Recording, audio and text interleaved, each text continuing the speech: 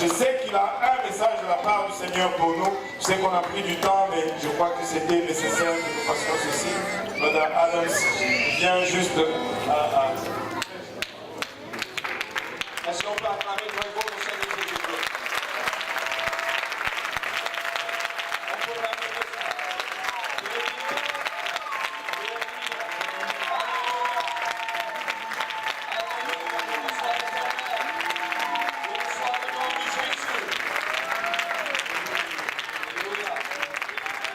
Amen. Que Dieu bénisse ce soir au nom de Jésus-Christ. Je salue tout le monde. Je sais que l'heure s'avance un peu. Et si vous arrivez à écouter rapidement, je vais essayer de prêcher rapidement. Et je crois que Dieu va faire encore quelque chose ce soir. Je suis un peu émerveillé à ce que Dieu venait de faire à travers cette offrande volontaire pour l'avancement de l'œuvre de Dieu. Vous savez, quelqu'un avait dit que toute personne, en fait, on dit que tout insensé peut compter les graines dans une pomme. Mais personne ne peut compter les pommes dans une graine. Est-ce que vous comprenez? Ce que vous venez de faire, on va semer combien de grains? Je parle de l'évangile. On va semer combien? Alléluia. Il y aura une grande moisson pour la gloire du Seigneur Jésus-Christ. Voilà, à sa fille. Un peu Salomon. Gloire à Dieu. Gloire à Dieu. Je bénis l'Éternel et je remercie tout le monde. C'est un grand honneur d'avoir notre secrétaire de district, frère Price, et son épouse, sœur Price.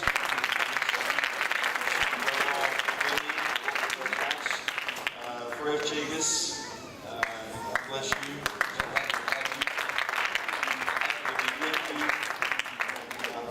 Frère Cahosi, Pasteur Cahosi, autre pasteur. Je cherchais aussi Pasteur Graham. Il était là avant, mais je ne sais pas, peut-être il est encore là. Il écoute. Je dois faire attention parce qu'il écoute à moi. Nous sommes vraiment appréciatifs de Pasteur Graham. Amen. Pasteur Graham, nous t'aimons beaucoup. Tous les ministres et les prédicateurs, les jeunes prédicateurs qui passaient ce soir, wow! J'ai senti un peu le feu de Saint-Esprit là. Et nous avons déjà entendu combien de messages ce soir. Et les chanteurs, les musiciens, l'équipe de louanges nous ont vraiment dirigés dans la présence de Dieu. Amen. Aujourd'hui, après le service de matin, après le service matinal, nous sommes descendus en bas pour manger un peu, et on a mangé de bonnes choses.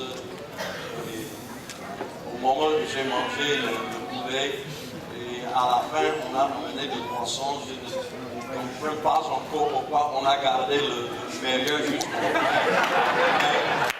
Néanmoins, on a gardé la bonne chose. Ah, ça c'est biblique, non? C'est ce que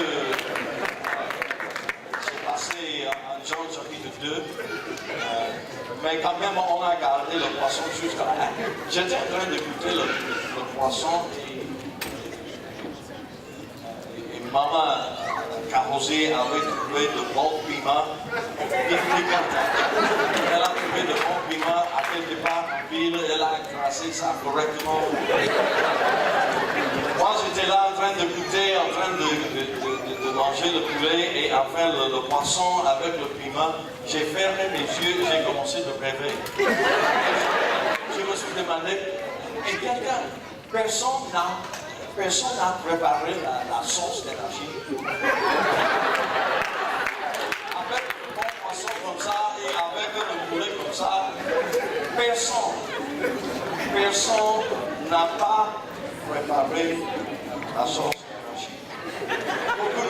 pas, mais il y a des gens ici qui comprennent bien ce dont je parle.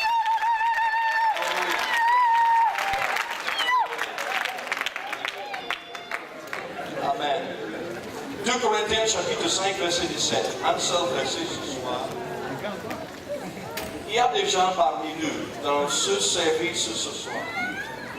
Il y a des gens parmi nous et vous êtes au point d'une délivrance que vous n'avez jamais rêvé. Vous êtes au point d'une délivrance. Vous êtes tout juste à la porte. Vous êtes au point de recevoir une victoire. Alléluia. Vraiment une victoire merveilleuse. Il reste seulement peut-être une étape ou bien un seul pas faite par la foi. Jésus est déjà prêt. Il est déjà prêt et il a déjà préparé le chemin. Et il t'attend seulement. Une fois j'étais, avant de lire 2 Corinthiens chapitre 5 verset 17, pourquoi pas lire le verset d'abord. 2 Corinthiens chapitre 5 verset 17. Vous connaissez déjà ce verset, je lis au nom de Jésus. Si quelqu'un est en Christ, merci de nous élever. Si quelqu'un est en Christ, vous voyez le petit mot si, S-I. Vous voyez le petit mot si, ça veut dire qu'il y a une condition. Cela veut dire que ce qui suit est conditionnel. Si quelqu'un est en Christ, il est devenu, ça peut être il est devenu, ça peut être elle est devenue. Parce que Dieu ne fait exception de personne. Si quelqu'un est en Christ, il est une nouvelle créature. Les choses anciennes sont passées. Voici, que tout le monde dit voici. Voici. Non, il faut faire comme ça, voici. Cela veut dire que c'est déjà là. Voici, toutes choses sont devenues nouvelles. Amen. Que Dieu nous bénisse, veuillez vous asseoir.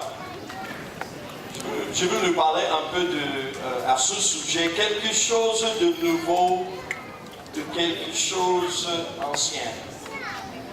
Quelque chose de nouveau. Quelque chose d'ancien. Une fois j'étais bien sûr en Afrique et ma femme et moi nous sommes allés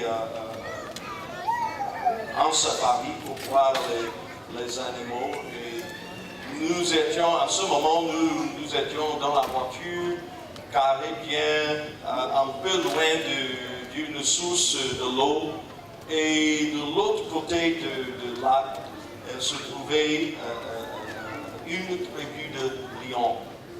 Et les lions étaient là, les gros lions féroces. Vous savez, le roi de la forêt. Les gros lions étaient là, en train de maîtriser la zone. Et les autres animaux restaient un peu loin. Vous savez pourquoi, hein? Parce que Dieu même a donné une sagesse aux animaux. Il y a du respect là.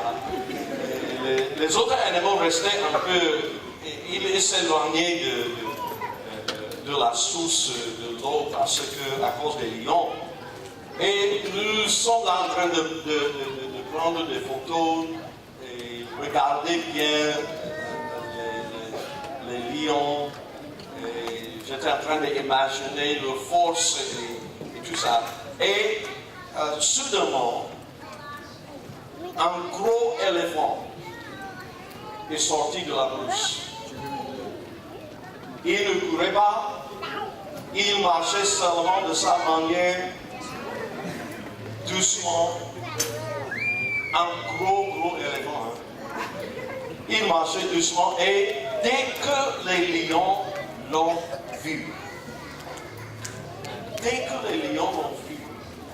les lions ont une fuite de toutes les directions. Parce que tout le monde comprend que le grand éléphant, il est puissant, il est fort. Mais vous savez, il y a la façon dont les hommes peuvent dompter l'éléphant.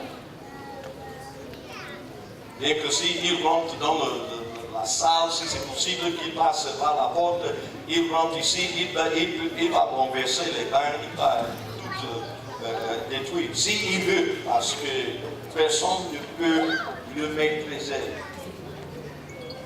Mais il y a quand même la façon de maîtriser ou bien de dompter l'éléphant. Mais on doit commencer quand il est encore petit.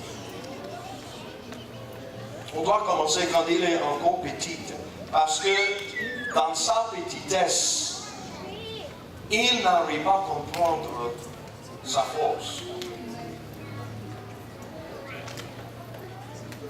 Donc on commence quand il est encore petit et le petit éléphanteau, comme il ne connaît pas encore sa force, on lui attache le pied avec une petite corde. On attache le pied et on attache peut-être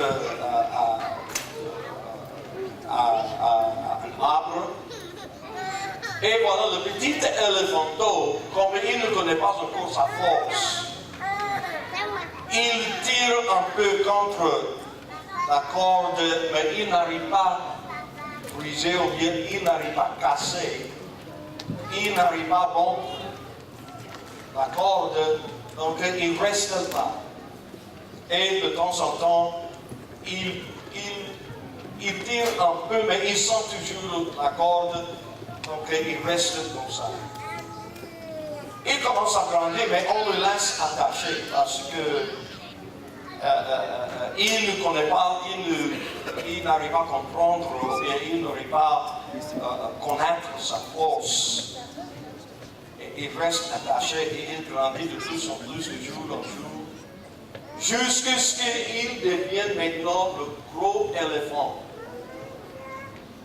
Et ce qui est intéressant, c'est que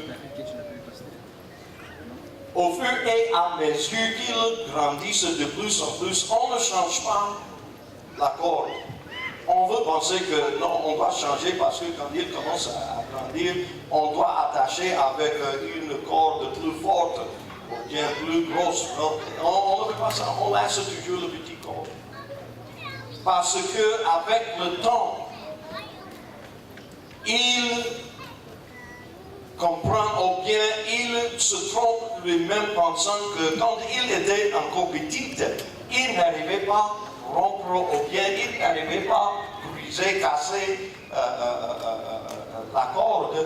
Même quand il devient grand maintenant, il ne tire plus contre la corde. Parce que dans sa pensée et dans sa mentalité, il sait que quand il était encore petit, il était attaché, il était limité, et même quand il commence à grandir, il ne tire plus contre la corde. Parce que si, quand il devient grand maintenant, s'il tire facilement, il va casser, même il peut renverser l'arbre, s'il veut. Mais dans sa pensée et dans sa mentalité, il est bloqué. Parce que, vous savez, parce que son habitude, quand il était encore petit, il tirait contre le corde, il n'arrivait pas à rompre la corde. Et même quand il devient grand maintenant, il cesse de tirer même contre la corde qui attache. Alléluia. Il y a des gens ici ce soir et vous avez bien regardé et vous vous êtes amusés au moment où les frères et les sœurs commençaient à danser, sauter, crier et chanter et se réjouir dans la présence de Dieu. Et vous les avez regardés en pensant, qu'est-ce qu'ils font? Qu'est-ce qui se passe ici? Est-ce nécessaire? Pourquoi ces gens-là se manifestent? Pourquoi sont-ils animés de cette manière? Peut-être que vous n'avez pas constaté les mots de ces chansons-là, parce qu'ils ont commencé de chanter concernant je suis racheté, il m'a racheté, il m'a pardonné, il m'a délivré, il m'a fait sortir de toutes les ténèbres, il m'a fait de grandes choses. Mais toi tu es comme, excusez-moi, mais toi tu es comme le petit éléphanteau.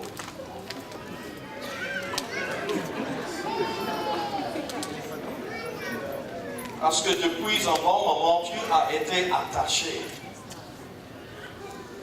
Le péché, ou bien le diable, ou bien les soucis du monde t'ont attaché. Et tu as la volonté, tu as voulu même sauter, tu as voulu même sortir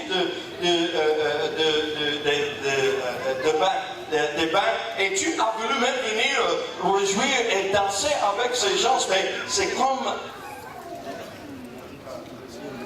t'as attaché.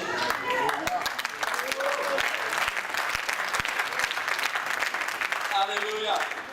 Mais la Bible dit, mais vous recevrez une puissance.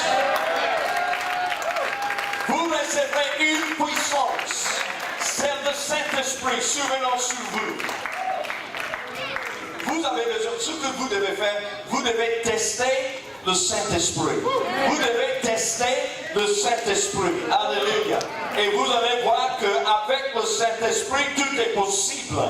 Et avec l'Esprit de Dieu dans ta vie, tu vas casser toute lien, tu vas casser toute chaîne.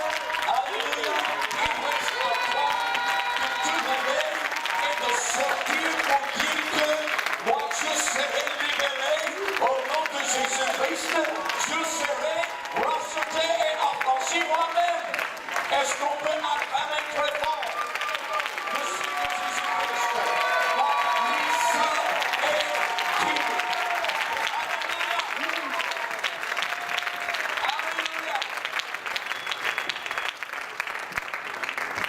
Amen.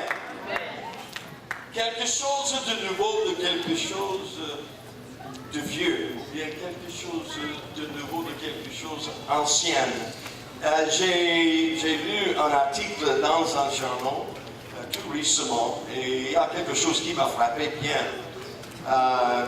En 1973, c'était en Israël, sur un site de fouille. Là, on commençait de creuser, de chercher des anciennes choses. Et voilà, sur le site de fouille en Israël, on a découvert quelques graines très anciennes. Il s'agit des noix de palme. On a trouvé des noix de palme très anciennes. Et en se servant d'un processus, je ne sais pas si vous connaissez le processus, on appelle la datation de carbone. Et en se servant du processus de la datation de carbone, les scientifiques israéliens, ils ont déterminé que l'âge de ces noix de palme est au moins 2001. 2001. Il faut y penser. Des graines âgées au moins 2001.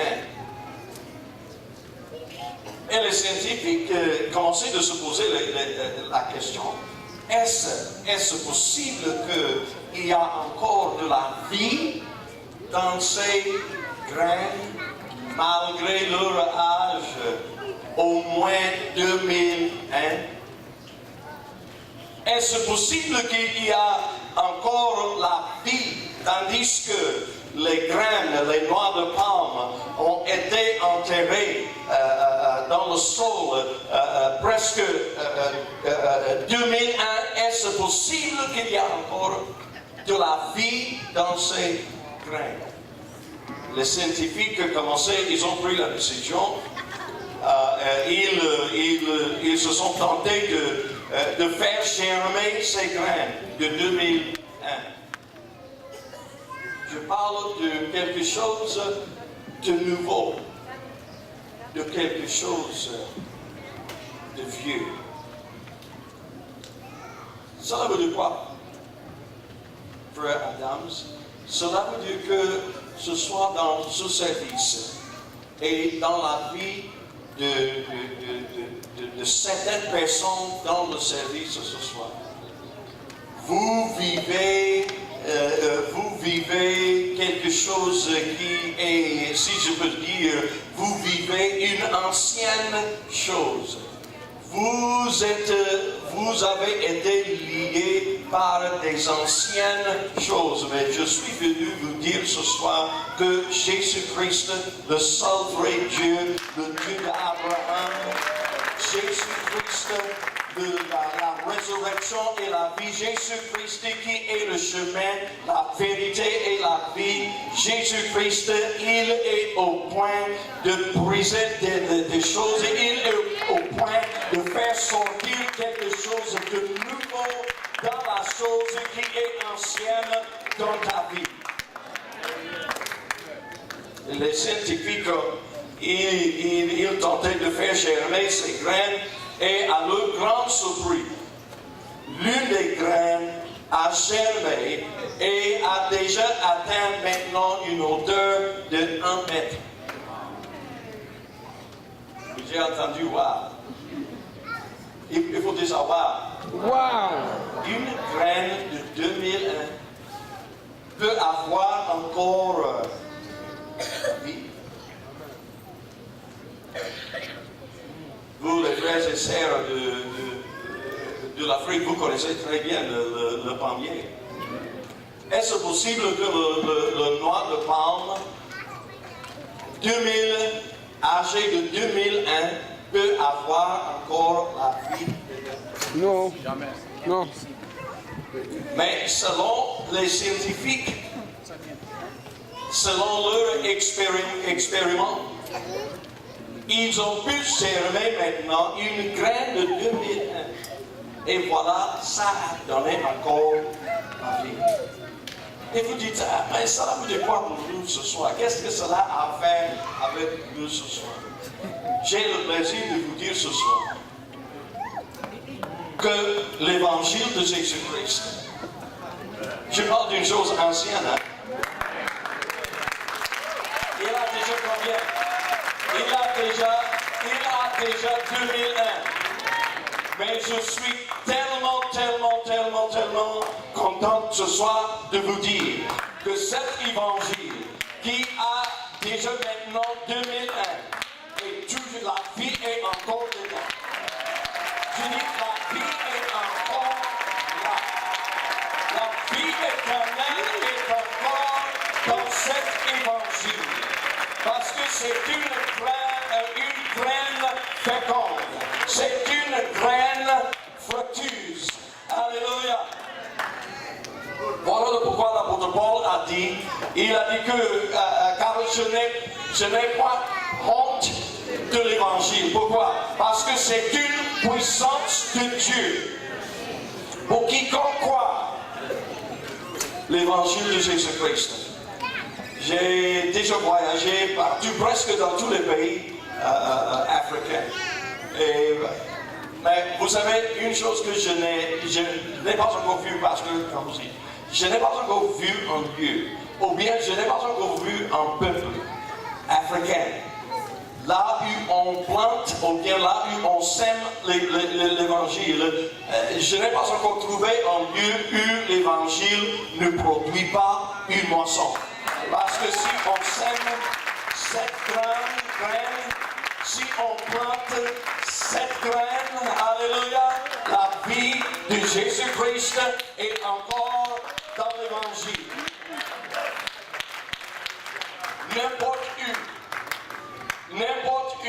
N'importe qui, cet évangile marche encore.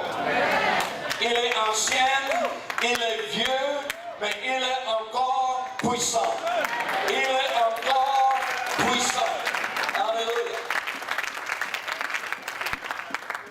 souviens de la première fois, c'était en 1995, la première fois que sœur Caroline et moi, nous sommes allés en Afrique.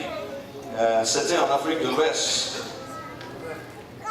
C'était au Bénin.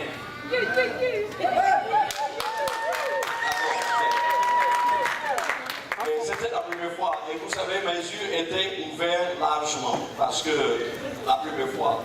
Et quand même, on a organisé par l'aide de missionnaires qui étaient au champ, on a organisé quelques petites croissants d'évangélisation. Et voilà, maintenant je suis allé avec le missionnaire et pour la toute première fois j'ai prêché dans la brousse. Et voilà, on a construit des abattements avec des branches de palmier. On a annoncé dans le village et presque tout le village sortait pour venir parce que le Nouveau est là, il va prêcher. C'était vraiment un spectacle. Oui, c'est vrai, c'est ça.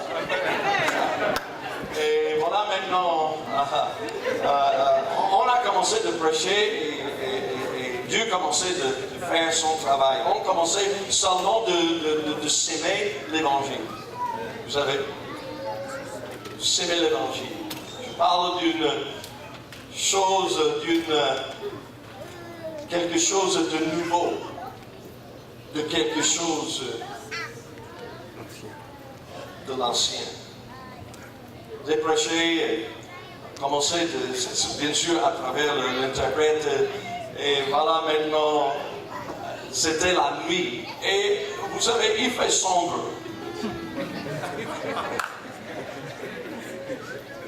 Il fait sombre dans la brousse, en Afrique. Alors, je parle de... On était hors de la haute tension. Pas de l'électricité. Quelques lampes à gaz. Mais je dis encore, n'importe où, n'importe comment, à n'importe qui, l'évangile marche. Et on a prêché et voilà, on commençait de faire la prière. Il y a des gens qui ont, certaines personnes ont reçu le Saint-Esprit par la Dieu et Dieu commençait de faire son travail. Et lors de la prière, une nuit, lors de la prière, c'était un garçon, le garçon de nommé Olivier. Olivier, en ce moment, il était presque peut-être, je ne sais pas, 10 à 12 ans comme ça. Et ce qu'il y a, Olivier, il est né muet. Il n'arrivait pas à parler. Il n'a jamais parlé dans sa vie. Et lors de la prière, après la prédication, après avoir sémé l'évangile, après avoir sémé la bonne graine, on commençait de prier. Et lors de la prière, il y a des grands des hommes et femmes qui étaient devant et on était en train de prier pour eux. Et tout de suite, il y avait comme une petite manifestation sur les branches de palmier. Et voilà, ce garçon, Olivier, il venait, il s'approchait de pupitre, il s'approchait et en venant, il disait Jésus, Jésus, Jésus, Jésus, Jésus. Et tout le monde était excité. Et moi, je ne savais pas. Moi, le Nouveau, il ne comprenait pas. Et voilà, j'ai regardé son monsieur. Et je me suis dit, qu'est-ce qu'il y a avec le garçon? Il a 2 ans, il peut parler, non? Mais le pasteur de l'église dans le village, il a dit non, monsieur, tu ne comprends pas. Ce garçon-là, il n'a jamais parlé dans sa vie. Et Jésus le touché. Et Jésus a ouvert sa bouche. Parce que l'évangile de Jésus-Christ, c'est une puissance de Dieu pour quiconque croit. N'importe où, n'importe comment, à n'importe qui, l'évangile marche toujours. Est-ce qu'on peut acclamer Le Seigneur Jésus-Christ. Alléluia. Alléluia. Alléluia. Je me souviens d'une autre fois, j'étais en Côte d'Ivoire pour deux conférences nationales. Il y a des Ivoiriens. C'était à Abidjan. C'était avant la guerre.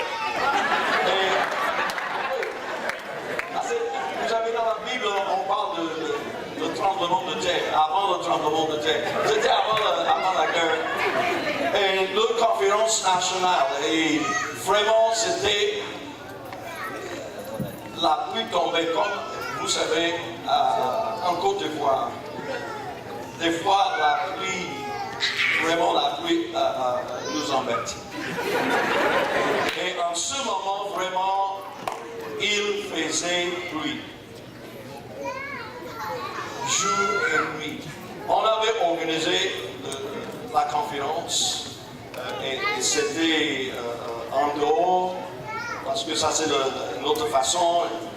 Et voilà, la pluie tombait. Et même on a essayé de faire le service d'ouverture. La pluie tombait. Et chaque fois, même jusqu'à ce que le surintendant de l'église en Côte d'Ivoire, il a pris, il était vraiment, il portait bien les beaux habits. Il sortait même dans la pluie avec le micro et il commençait d'exhorter les gens que nous n'allons pas lasser la pluie, nous n'allons pas lasser le diable ou bien n'importe quoi ne peut nous empêcher de faire notre conférence. Les gens commençaient de sortir dans la pluie. Et c'était vraiment merveilleux. Ce jour-là, j'ai vu des gens qui ont reçu le Saint-Esprit dans la pluie. Alléluia. C'était dimanche matin, et voilà le soleil. Enfin le soleil est sorti, et on a prêché, et on a donné l'appel à l'hôtel, et on commençait de prier. C'était une grande conférence de peut-être 5000 personnes, et on commençait de prier avec les gens. Beaucoup de gens avaient reçu le Saint-Esprit dans la conférence malgré la pluie. Et voilà maintenant, dimanche matin, en plein jour, on commençait de prier pour les gens. On sortait même dans la foule pour prier, déposer les mains, prier pour les gens. Beaucoup de gens ont reçu le Saint-Esprit, la délivrance et tout ça. Et il y a un garçon. Et sa mère l'a emmené à la conférence dans la chaise roulant. Dans la chaise roulant, parce que le garçon n'a jamais marché. Il est né paralytique, il n'a jamais marché dans sa vie. Mais le dimanche matin, là, les frères et sœurs commençaient de s'approcher de lui et commençaient de lui imposer les mains et prier au nom de Jésus. Et Jésus a touché le garçon et il se levait et il sortait même de la chaise roulant et il commençait de marcher un peu. Et après la prière, il était, vous savez, le terrain de la conférence est vaste. Parce que chaque fois, on va réserver une grande place pour la danse. Je sais que vous ne comprenez pas.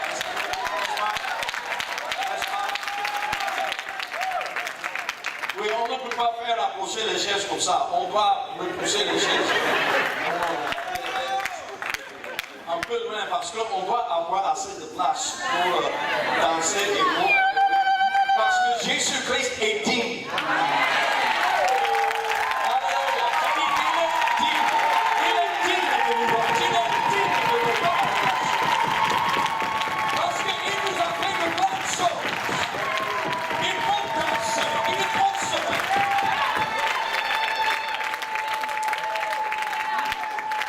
Donc le terrain de la conférence est un peu vaste, ok? Et maman avec son enfant, maman avec son garçon qui était né paralytique, elle était de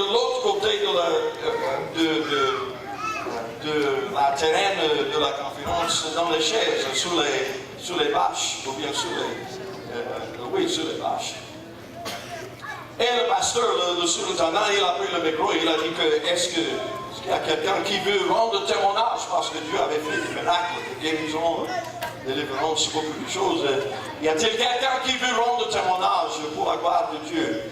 Maman se levait de l'autre côté avec le garçon. Elle a pris le garçon par la main. Et maman commençait de marcher doucement parce que le garçon, il ne marchait pas correctement. Hein? Il n'a jamais marché dans sa vie. Est-ce que vous m'écoutez? Il n'a jamais marché dans sa vie. Donc, il marchait faiblement comme ça. Et maman l'a pris par la main. Et tout le monde regardait. Et maman l'a dirigé. Maman l'a conduit de l'autre côté jusqu'au devant le podium. Le pasteur, avant le surintendant, il a donné le micro à la maman et la maman commençait, la maman pleurait. Vous pouvez imaginer, votre fils n'a jamais marché, mais maintenant il marche, même s'il ne marche pas correctement. Maman pleurait et elle a donné témoignage. Elle est dans les larmes et dans les pleurs. Elle a dit que mon fils né paralytique qui n'a jamais marché, mais aujourd'hui Jésus nous a fait grâce et Jésus l'a guéri. Donc en fait elle a fini de témoigner. Et quand elle a fini de témoigner, elle a pris encore le garçon par la main pour le conduire doucement, elle croyait doucement encore de l'autre côté encore. Mais cette fois-ci, le garçon a pris la main de maman et le garçon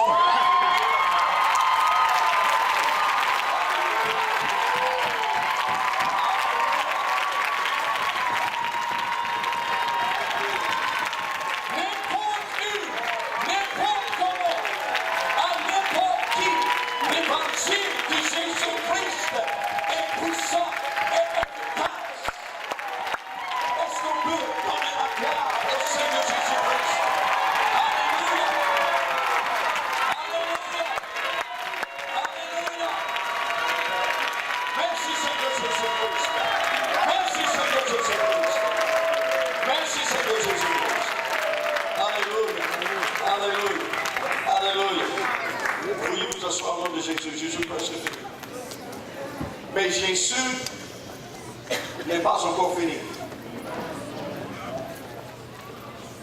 Parce qu'il veut faire le miracle dans ce lieu ce soir. Il veut te faire sortir de ce piège ancien.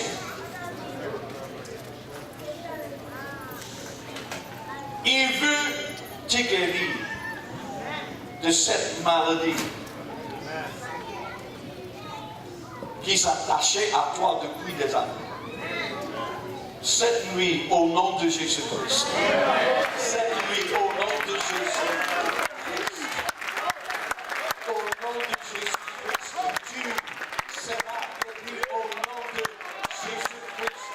Tu auras la guérison au nom de Jésus-Christ. Tu auras la délivrance au nom de Jésus-Christ. Tu auras la victoire au nom de Jésus-Christ. Cette habitude pécheresse sera cassée au nom de Jésus-Christ. Cette malédiction qui s'attache à toi sera cassée au nom de Jésus-Christ. Par le sang précieux de Jésus, il y a la victoire dans la salle. Il y a la guérison dans ce lieu. Alléluia. Élevons nos mains. Élevons-nous tous. Ouvrons la bouche. Ouvre la bouche. Ouvre la bouche au nom de Jésus et commence à parler. Il y a de la victoire.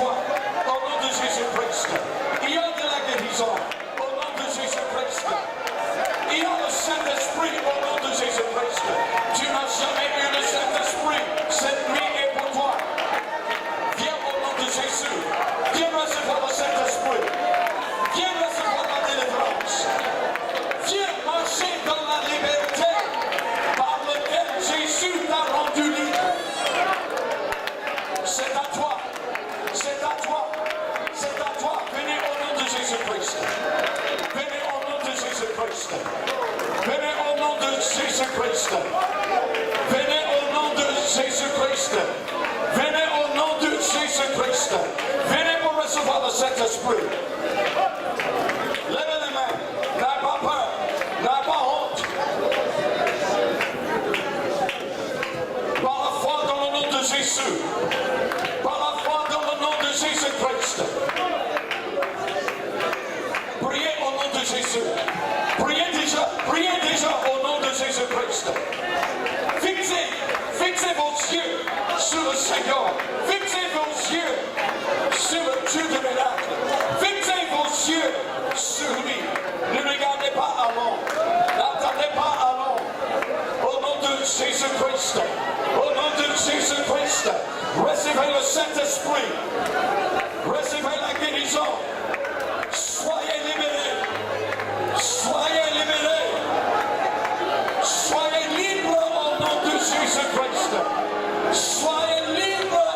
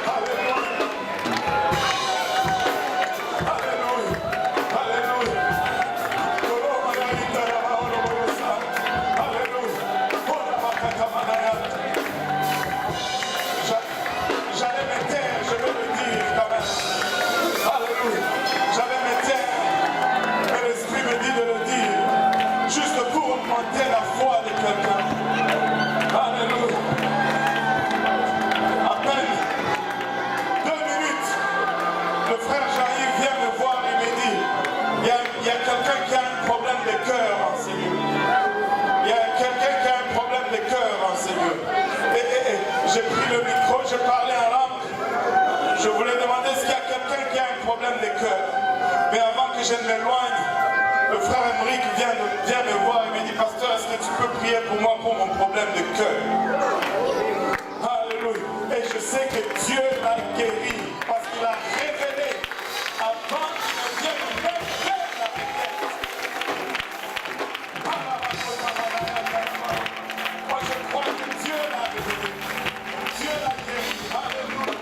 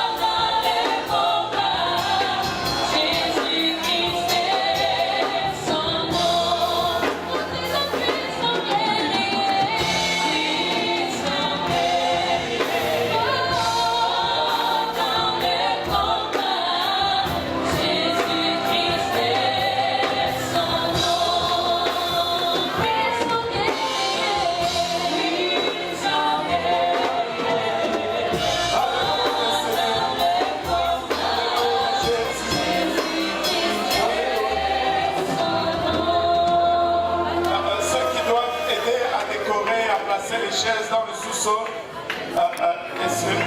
Ils sont déjà commencés. Ouais, bon, ceux qui